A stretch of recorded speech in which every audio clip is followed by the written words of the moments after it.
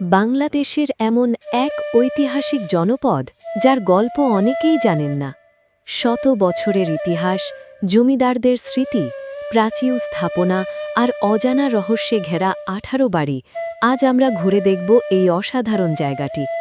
কেন 18 বাড়ি এত বিখ্যাত, কি লুকিয়ে আছে এর ইতিহাসে? চলুন শুরু করি এক রোমাঞ্চকর ভ্রমণ। আসসালামু আলাইকুম। আশা করি সবাই ভালো আছেন।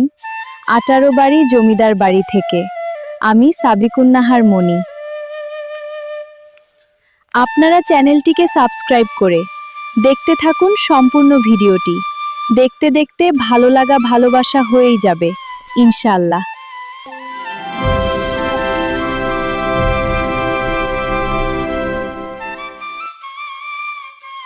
ময়মনসিংহ জেলার ঈশ্বরগঞ্জ উপজেলার অন্যতম ঐতিহাসিক ও ঐতিহ্যবাহী জনপদ হল 18 বাড়ি। ব্রিটিশ শাসনামল থেকেই এলাকাটি ব্যবসা-বাণিজ্য, কৃষি ও যোগাযোগ ব্যবস্থার দিক থেকে গুরুত্বপূর্ণ হিসেবে পরিচিত ছিল।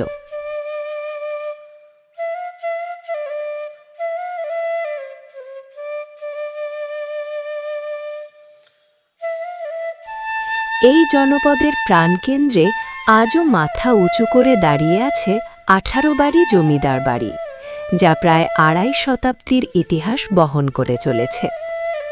সময়ের প্রবাহে জমিদারি প্রথা বিলুপ্ত হলেও রাজবাড়ির বিশাল ভবন, পুকুর, পরিখা ও স্থাপত্যশৈলী এখনও অতীতের গৌরবময় দিনের স্মৃতি মনে করিয়ে দেয়।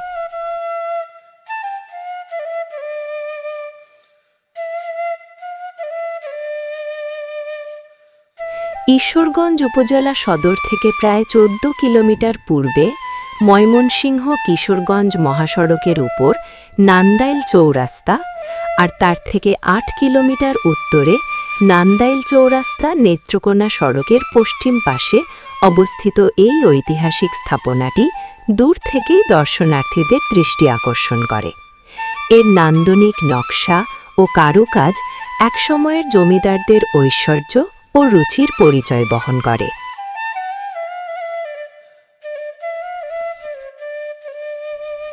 18 বাড়ি জমিদারির ইতিহাসের সূচনা ঘটে অষ্টাদশ শতকের শেষ দিকে। প্রথম দিকে এই অঞ্চল হোসেন শাহী পরগনার অন্তর্ভুক্ত ছিল এবং বিভিন্ন সময়ে একাধিক জমিদারের মালিকানায় আসে।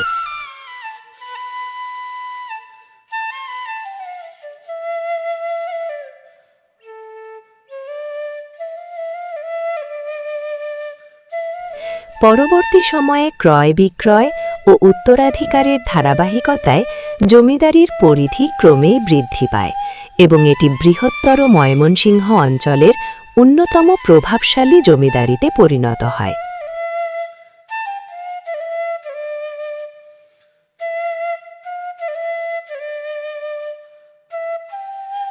এই জমিদারির গোড়াপত্তন করেন যশোরের প্রভাবশালী জমিদার দীপ রায় চৌধুরী। তিনি যশোর থেকে বর্তমান ঈশ্বরগঞ্জ উপজেলার তৎকালীন শিবগঞ্জ এলাকায় এসে জমিদারি ক্রয় করেন এবং এখানে নিজের নতুন প্রশাসনিক কেন্দ্র গড়ে তোলেন। সে সময় এলাকাটির নাম ছিল শিবগঞ্জ বা গোবিন্দবাজার। পরে জমিদার তার উপাধি রায়ের সাথে মিল রেখে রায়বাজার রাখেন।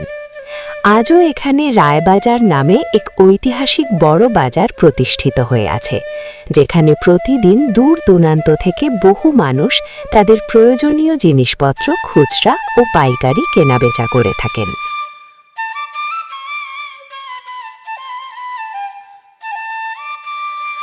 নতুন জমিদারি প্রতিষ্ঠার পর তিনি রাজবাড়ি, কাচারি, পুকুর ও পরিখা নির্মাণ করেন, যা ধীরে ধীরে এলাকাটিকে একটি গুরুত্বপূর্ণ প্রশাসনিক ও অর্থনৈতিক কেন্দ্রে পরিণত করে।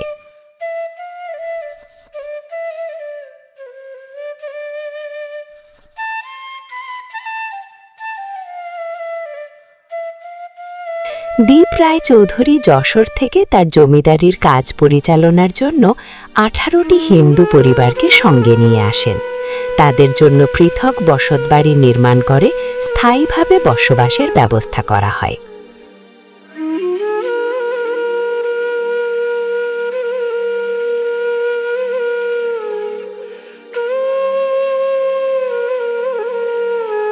প্রচলিত জনশ্রুতি অনুযায়ী এই 18টি পরিবারের আগমনের স্মৃতিকে কেন্দ্র করেই এলাকাটির নাম হয় 18 বাড়ি।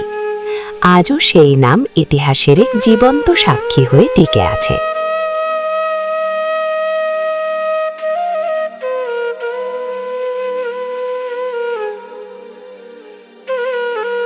দীপ রায় চৌধুরীর মৃত্যুর পর তার পুত্র শম্ভু রায় চৌধুরী জমিদারির দায়িত্ব গ্রহণ করেন, কিন্তু তার কোনো পুত্র সন্তান না থাকায় তিনি নান্দাইল এলাকার এক ব্রাহ্মণ বালক প্রমোদ রায় চৌধুরীকে দত্তক নেন এবং উত্তরাধিকারী হিসেবে গড়ে তোলেন।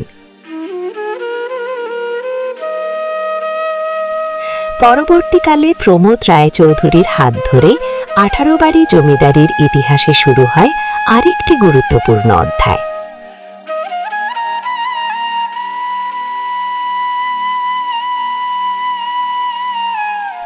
প্রমোদ রায় চৌধুরীর সময়ে 18 বাড়ি জমিদারি আরও সমৃদ্ধ ও সুসংগঠিত হয়ে ওঠে। উত্তরাধিকার ও বিভিন্ন জমিদারি ক্রয়ের মাধ্যমে তাদের সম্পত্তির পরিধি উল্লেখযোগ্যভাবে বৃদ্ধি পায়।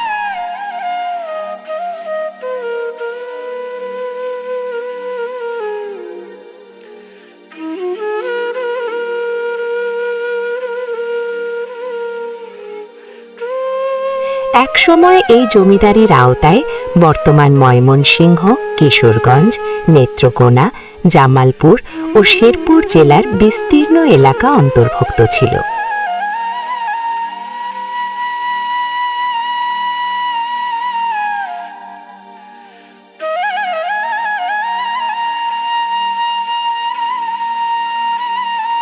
উত্তরে গৌরীপুর, পশ্চিমে রামগোপালপুর, দক্ষিণে কিশোরগঞ্জের হোসেনপুর এবং পূর্ব দিকে নেত্রকোনার বিভিন্ন অঞ্চল পর্যন্ত এই জমিদারির প্রভাব বিস্তৃত ছিল।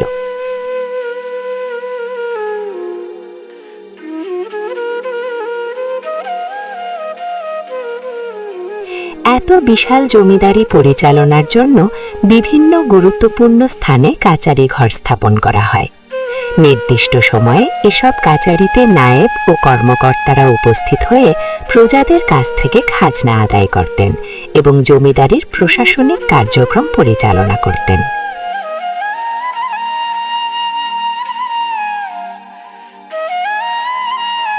সময়ের পরিবর্তনে জমিদারি ব্যবস্থা বিলুপ্ত হলেও সেই কাচারি ঘরের অনেকগুলো এখনও স্থানীয়ভাবে 18 বাড়ি বিল্ডিং নামে পরিচিত, যা অতীতের ঐতিহ্যের নারক হিসেবে টিকে আছে।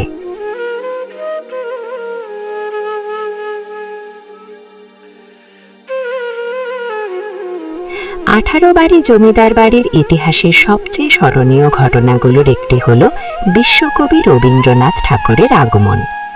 জমিদার প্রমোদ রায় চৌধুরীর আন্তরিক আমন্ত্রণে তিনি 1926 সালের 19 ফেব্রুয়ারি 18 বাড়ি সফরে আসেন।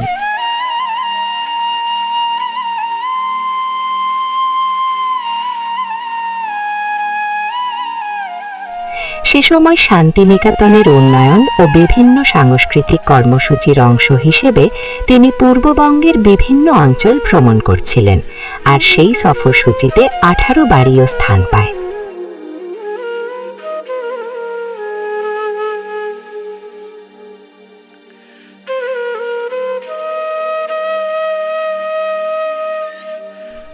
রবীন্দ্রনাথ ঠাকুরের আগমনের খবর ছড়িয়ে পড়তেই আশপাশের এলাকায় উৎসবের আমেজ সৃষ্টি হয়। তাকে এক নজর দেখার জন্য হাজারো মানুষ রেল স্টেশন ও রাজবাড়ির আশপাশে ভিড় জমায়। প্রচলিত বর্ণনা অনুযায়ী 18 বাড়ি রেল স্টেশন থেকে তাকে বিশেষ আয়োজনের মাধ্যমে রাজবাড়িতে নিয়ে যাওয়া হয়। ঢাক ঢোল, শঙ্খধ্বনি, উলুধ্বনি এবং মানুষের উৎসভিত অভ্যর্থনায় পুরো এলাকা মুখরিত হয়ে ওঠে। রাজবাড়িতে পৌঁছানোর পর বিশ্বকবিকে জমিদার পরিবারের পক্ষ থেকে আন্তরিকভাবে বরণ করে নেওয়া হয়। তার সম্মানে বিশেষ মধ্যাহ্নভোজের আয়োজন করা হয়। পাশাপাশি বাউল গান, জারি সারি, নাট্যাভিনয় এবং অন্যান্য সাংস্কৃতিক পরিবেশনার মাধ্যমে অতিথিকে সম্মান জানানো হয়। এই ঐতিহাসিক সফর শুধু 18 বাড়ি নয়, সমগ্র ঈশ্বরগঞ্জ অঞ্চলের সাংস্কৃতিক ইতিহাসেও একটি স্মরণীয় অধ্যায় হিসেবে আজও আলোচিত। এই ছিল আমাদের আজকের আয়োজন। ভালো লাগলে লাইক, কমেন্ট, শেয়ার ও চ্যানেলটিকে সাবস্ক্রাইব করতে ভুলবেন না। দেখা হবে পরের ভিডিওতে। আমি সাবিকুন্নাহার মনি, জানপাখি ইউটিউব চ্যানেল, 18 বাড়ি degree college, Ishwarganj, Mymensingh. Subscribe করো, বেল বাটন অন করে দাও, কোনো ভিডিও মিস হবে না।